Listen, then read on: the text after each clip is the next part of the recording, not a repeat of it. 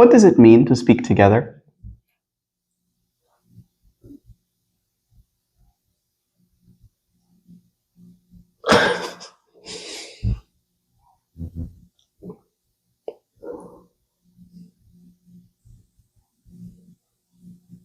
To be in communion?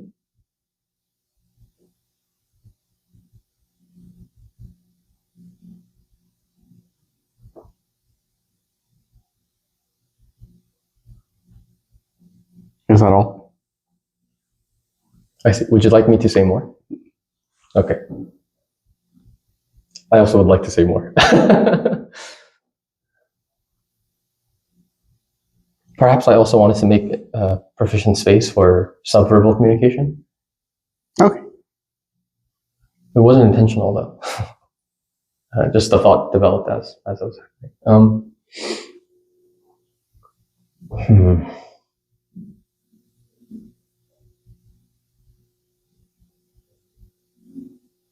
What more could I say about communion? Well, firstly, in communion,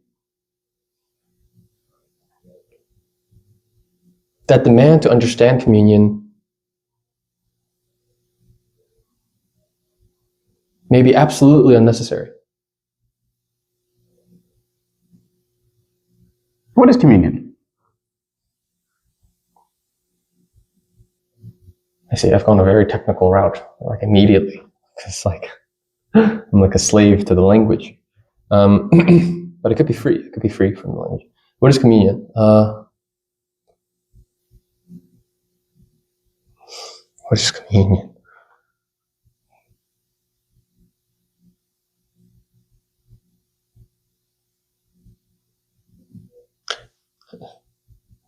Communion means in good company. And company means breaking bread together.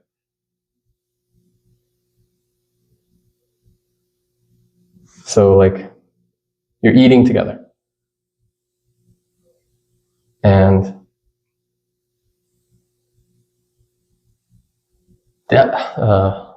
eating has, I might be speaking esoterically, so let's unpack it a little bit. Eating has many, many levels to it, layers, depths of meaning.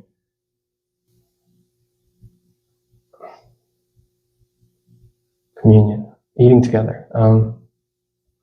And so when we're talking about speaking, we spoke about it in the context of, is the listening that takes place in speaking not isolated from it?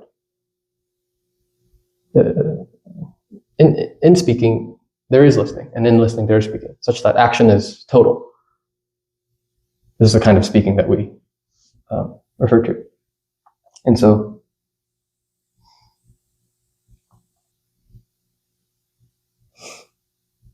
I've casted quite a big chasm that I'm trying to, on one hand, you have, what I'm trying to ask is, what is the relationship between speaking and eating?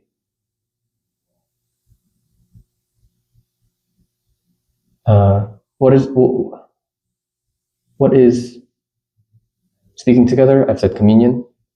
Speaking together, we say, is speaking. The togetherness being sourced from the understanding that speaking is not mine or yours. So I've put it together to speaking, and I've introduced this word communion, and I've broken it down into eating together. Good company, good bread, or breaking bread, eating together. And so now I'm trying to, if we understand the togetherness, which is essential to understand speaking and communion, then what is this speaking and eating? Or, well, communion takes care of the together part, is what I'm trying to work through. So what does it mean to be together?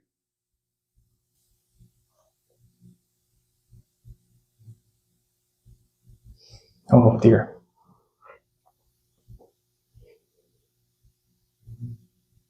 I don't really know, but I can engage with the word, with the things that are available to me,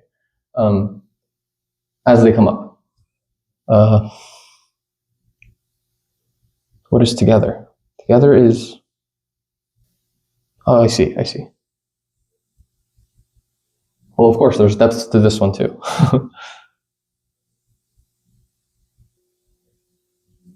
So together might have, trying to see if I can, like in the sense of totality, you might have,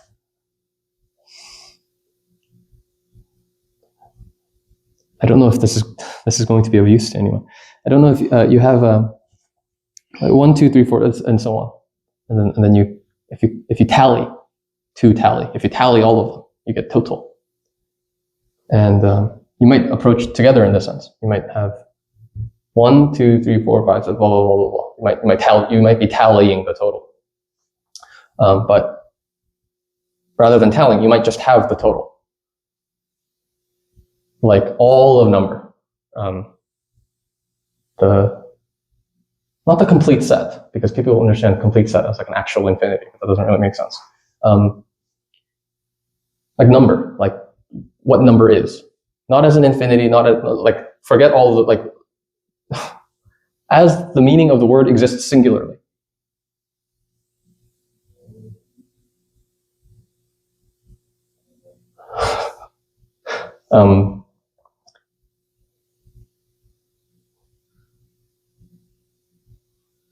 So if the meaning of together exists singularly, then like there's no internal separation. Not a thing.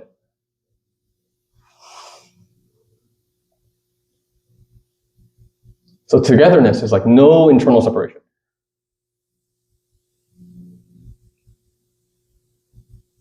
And then you can introduce like time. So like, is there internal separateness in time or outside of time? You could play around with ideas like time.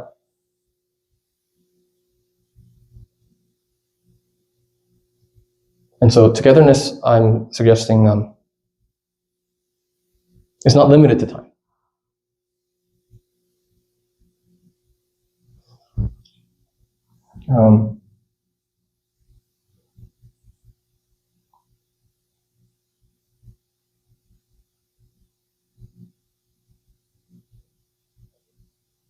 Such that I may be looking forward to you, provided I have an image of you. But in doing so, I might miss you. So once I understand togetherness in time, I might miss you.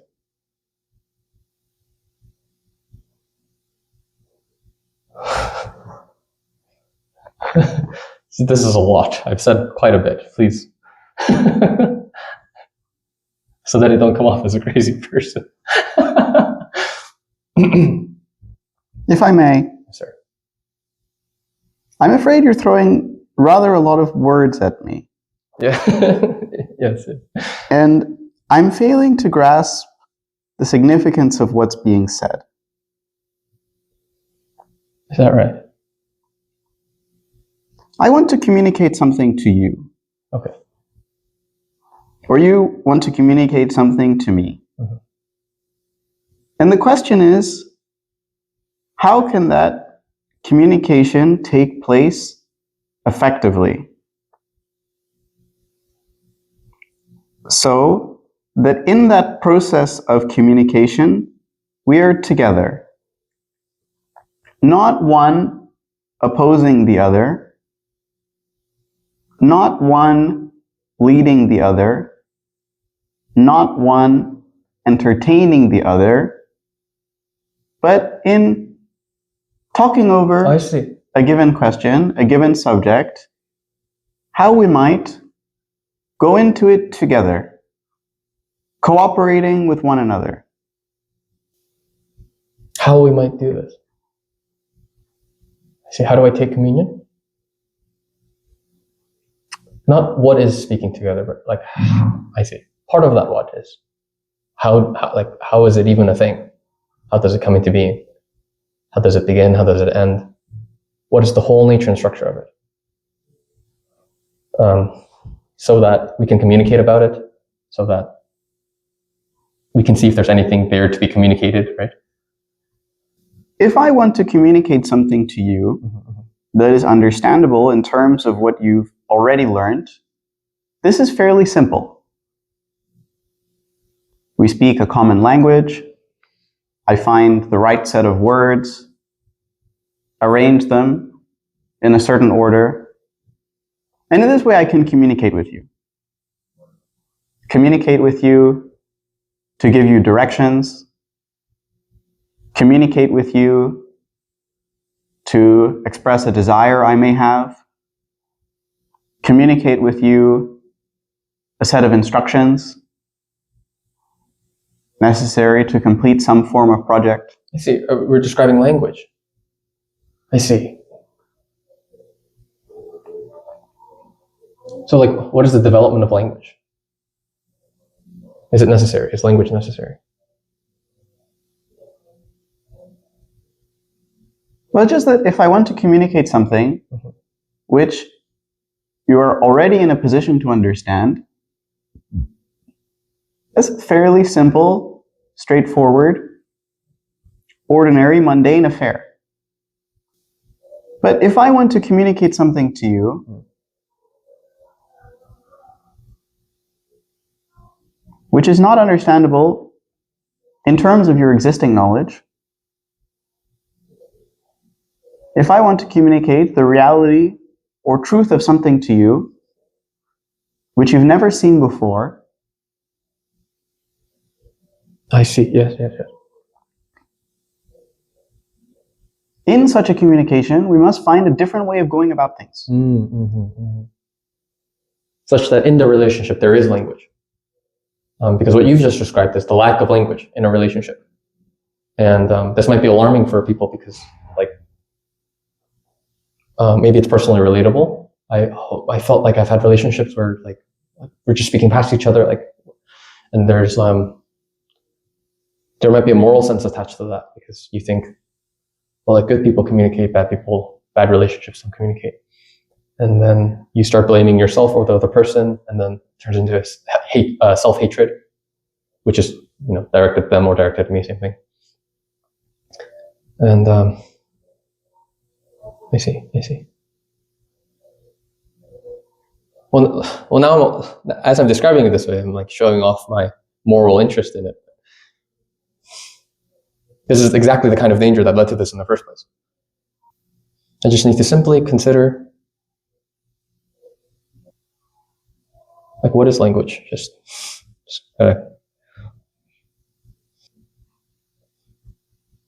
If we're to communicate together, we must have a common language. We must speak in a common tongue. We must have a common tongue.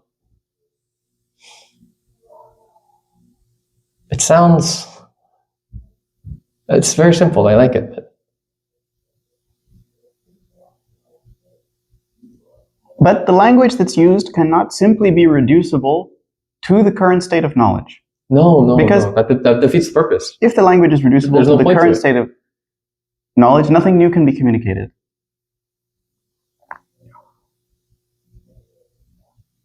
So there's something of an impasse. But if the matter which is being explored is of mutual interest, if both of us have care to find out the answer for this question, I see. Like, we must find a way of overcoming this it might be the case impasse in our language. It might be the case that the fact that the quote-unquote new language can be simplified to the current language, like the fact that this is apparent, might mean that there's something meaningful in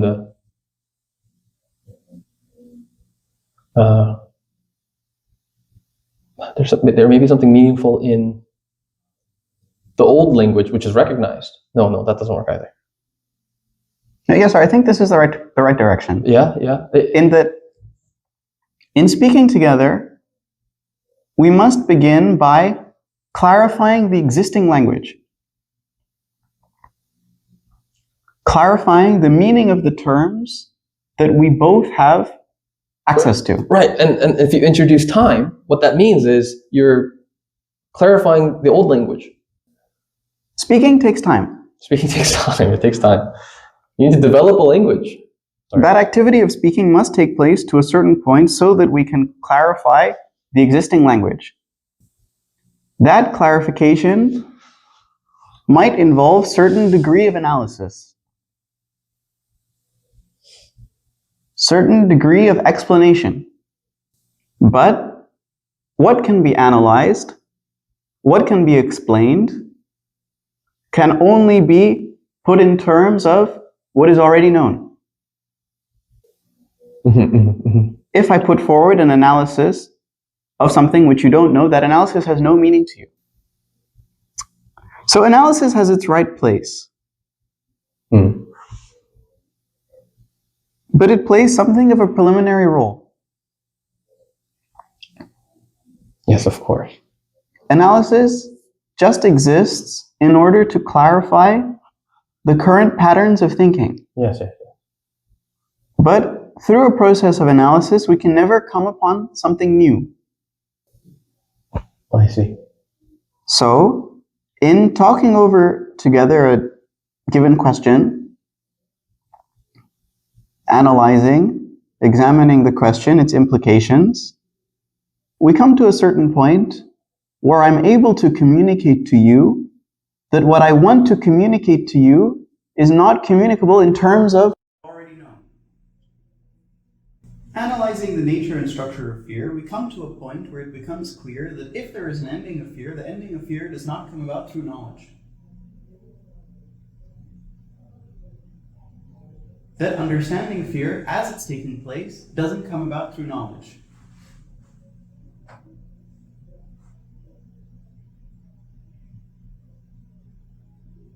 Because talking over the question of knowledge, of memory, of thought, which is our mutual ground,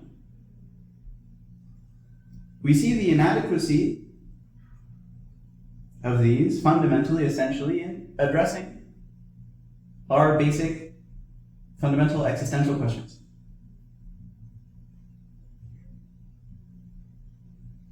That a question posed with vitality, except for in practical matters, is not capable of resolution through knowledge.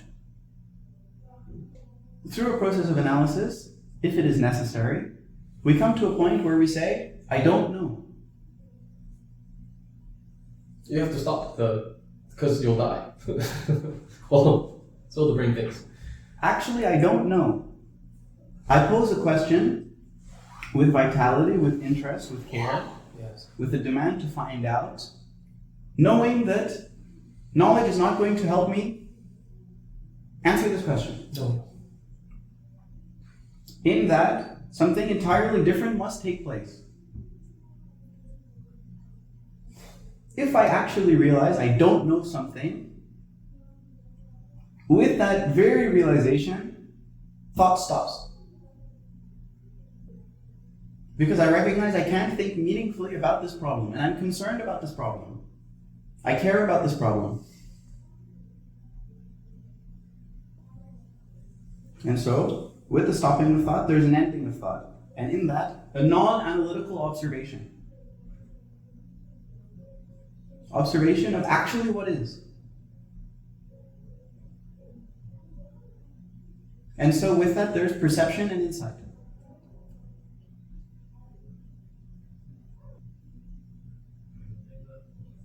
That perception, that insight can never be communicated to you from another.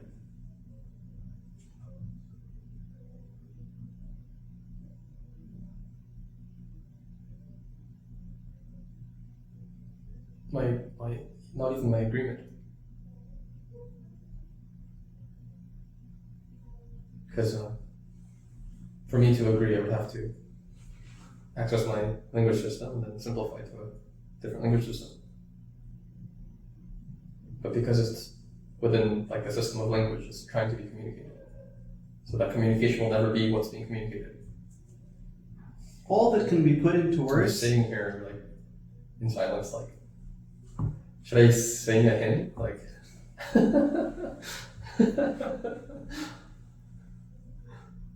All that can be put well put. into words is put in terms of knowledge. Good knowledge. Oh dear. I'd opened another can of worms. So actually what we're doing here is not essentially an intellectual exercise.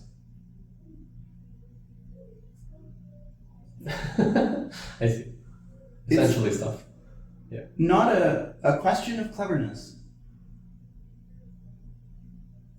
Like the meaning of, like, if you took, I see, because we're doing language now, we've introduced this idea of simplification. So if your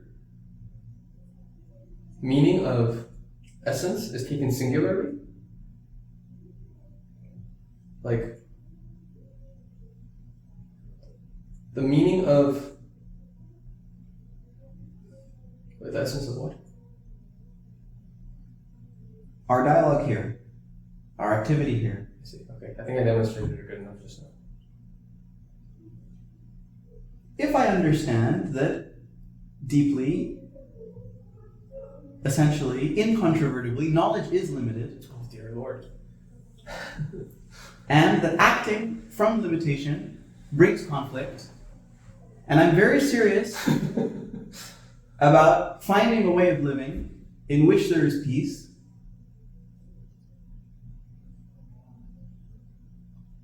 the analysis itself is of relatively little importance.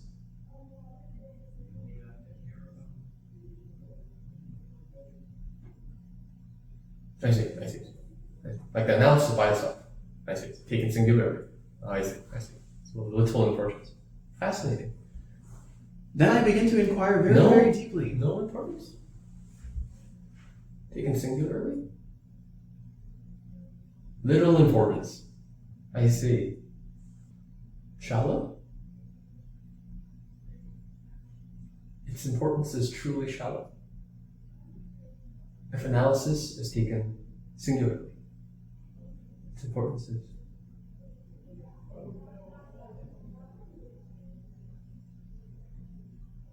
little. I don't. Anyway. It just becomes an intellectual endeavor. Yes. Let's cast it to the side.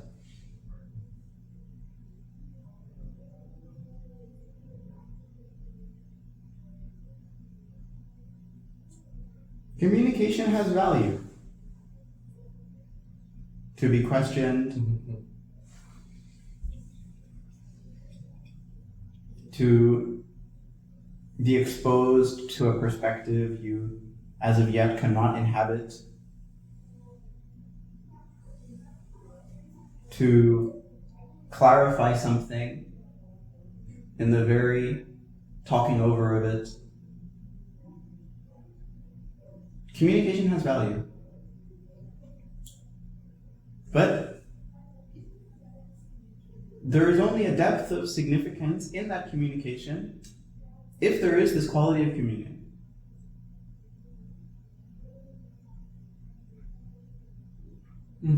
Communion is communication without exchange, and therefore without a center. I see. Otherwise, there might be hurt.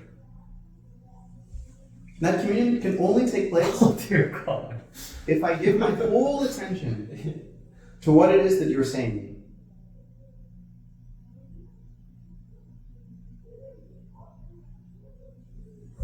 If I am in nature, there can be no communion with nature if my attention is fragmented. I see. We're speaking of the how. How are we going to take communion? But if I give my whole attention The take isn't good there. to the relationship at hand, in that there is communion. Okay. In that attention, I'm not merely interpreting what's being said in terms of what I've learned before.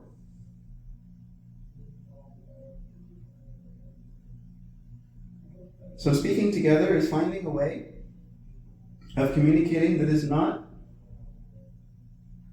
fundamentally dependent on an interpretive process,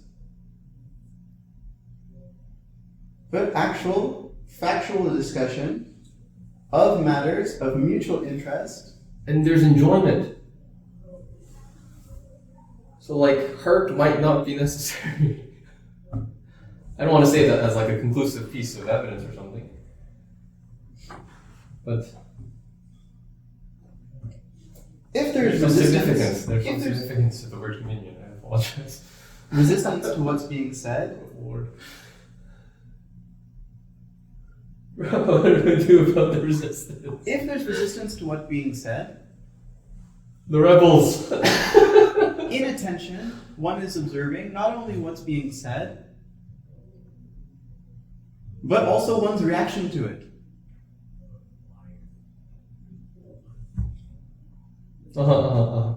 Yes. So there's an observation of that whole movement of communication. Oh, I see. Not to divide the resistance to what's being said from what's being said. I see, like a vision of ecstasy. Could put it that way. It's rather technical.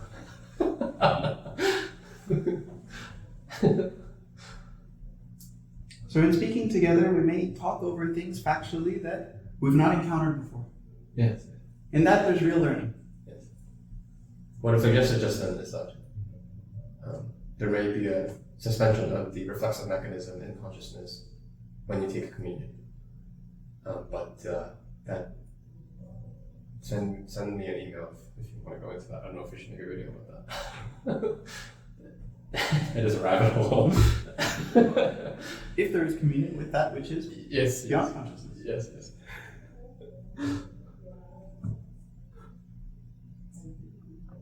If I've communicated something just then it will be developed. Okay. I see, I'm like complaining.